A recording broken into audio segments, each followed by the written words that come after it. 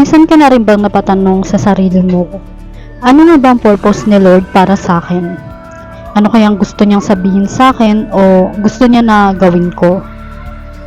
Kasi nga 'di ba minsan may mga hiling tayo na hindi niya binibigay. May mga plano tayo na hindi natutuloy. Something like okay na lahat, nakapagplano ka na, ready ka na lang gawin. But suddenly, there's something like may biglang hahadlang or as in hindi talaga matutuloy. Pero may mga dumarating naman na hindi natin inaasahan, hindi natin pinaplano na mas better doon kaysa sa plinano natin.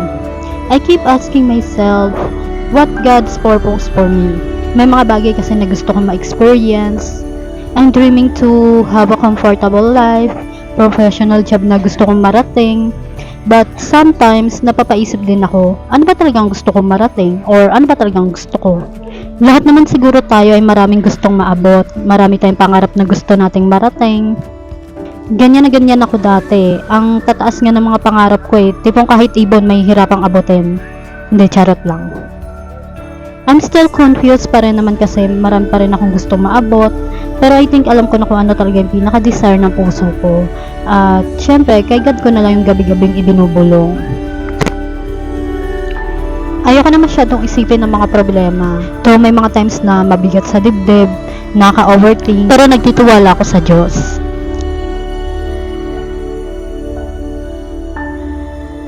By the way, gumagawa kami dito ni Mama ng ice candy ulit. I know maliit lang kita sa ganitong business, tapos malakas pa sa kuryente. Tapos nasa looban pang bahay namin.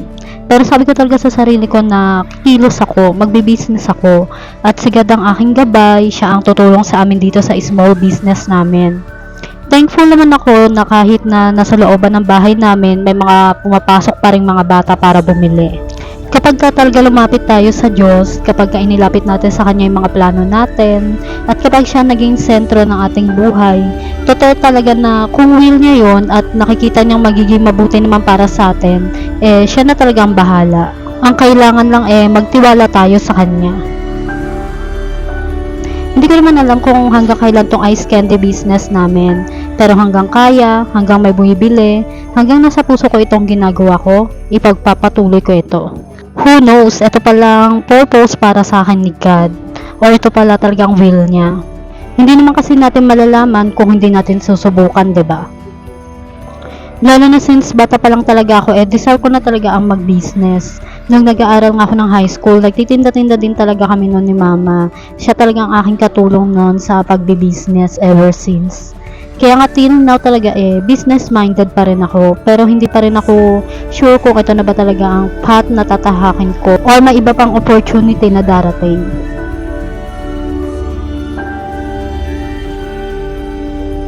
Ayan naman, patulog na sana kami niya kasi gabi na, kaso naalala ng youngest sister ko na may bulldog pa pala siya, kaya yan niluto niya, pero walang halong gatas.